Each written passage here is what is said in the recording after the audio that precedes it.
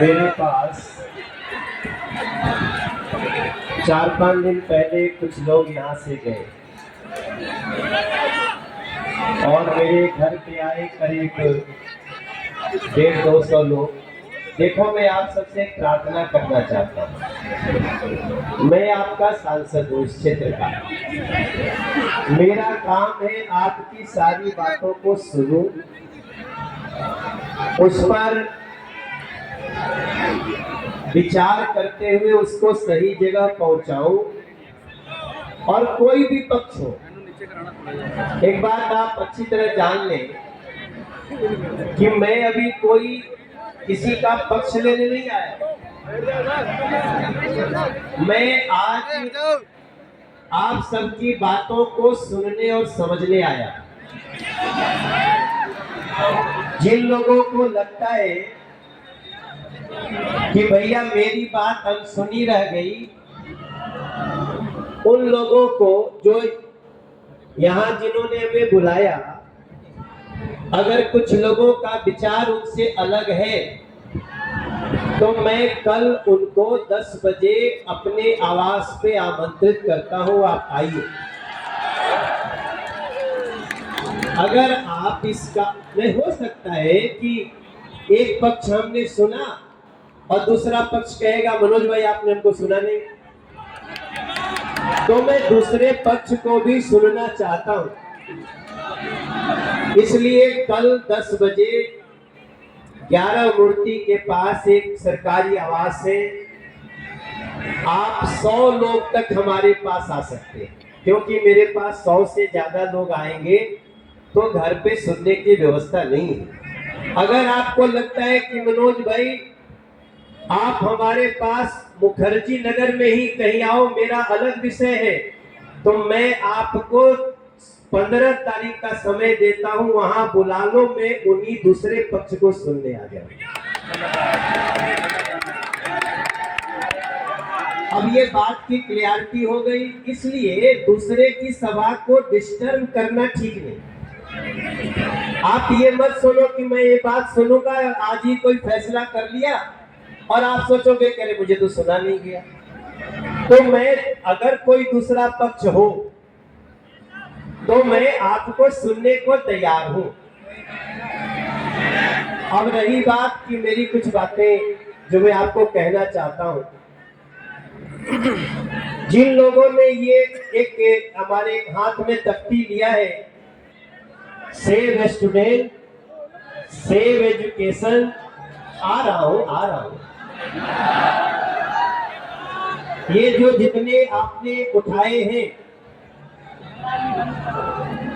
इनके समर्थन में कितने लोग हाथ उठाना चाहते हैं? बहुत अच्छी बात है।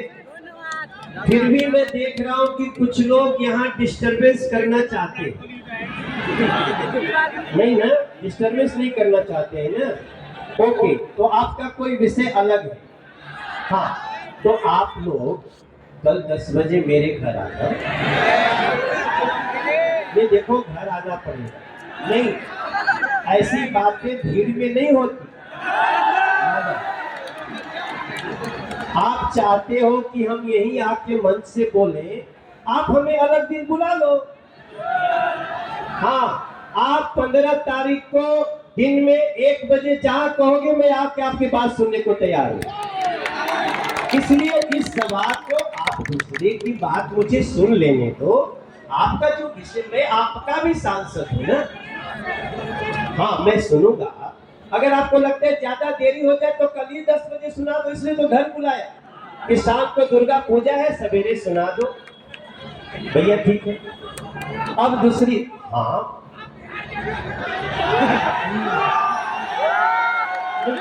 अब देखो, आप जो भी कह रहे हो मेरे पास नहीं आ रहा है। अब मुझे विषय पे आने दो।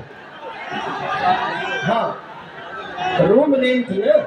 हाँ, तो मुझे बोलने तो दो, मैंने लिख लिया। देखो, आपने जब दिखाया था ना, वो हमारा जो सफेद टी शर्ट में मेरा भाई है, और जो आपने ये इसके पीछे लिखा, तो रूम रेंट मैंने पढ़ा और इसको नोट किया। हाँ? और ये समस्या है। देखो अभी जो अखिल मूर्ति जी जब बोल रहे थे तो उन्होंने मुझे एक बात बोली। पहले तो मैं सबका सम्मान कर दूं, मंच पे जो भी हैं हमारे एनसीडी में नेता प्रतिपक्ष राजा इकबाल जी, वो यहाँ बैठे हैं। यहाँ पे हमारे जिले की भाजपा की जिलाध्यक्ष, चूंकि हमारी एक विचारधारा है, बहन पूनम चौहान जी यहाँ बैठी हैं, उनका भी मैं आदर करता हूँ। अभी बैठ जाओ, चुपचाप डिस्टर्ब मत करो। देखो एक तो आज त्योहार का दिन है, मैं भी धोती कुर्ता पहन के निकला था कहीं, इसी में मुझे खींच के ला दिए और गलती से हमारी गाड़ी में दूसरा कपड़ा भी नहीं रखे। तो आप सोचोगे बताओ, समस्या सुनने आया है और इतना सज-धज के आया है। तो कृपया इसको बुरा नहीं मानना, फेस्टिव सीजन है, अच्छे लगेगा जी, ठीक है। और दूसरी, हमारे मंच पे जितने हमारे मोहन गोयल जी, हमारे अभी जो आपसे पहले बोल रहे थे ना महेंद्र गुप्ता जी थे, देखो ऐसा नहीं कि मुझे रूम रेंट की समस्या नहीं पता है। मेरे पास 15-20 दिन में ये भी एक बात बहुत तेजी से आई है। मेरे पास जो अखिल मूर्ति जी ने कहा कि लाइब्रेरी, छात्रावास, और इसके बाद भी उन्होंने कहा रहना खाना अनुकूल नहीं है, अपने शब्द प्रयोग। अब देखो मुझे बताओगे तभी तो मुझे पता चलेगा।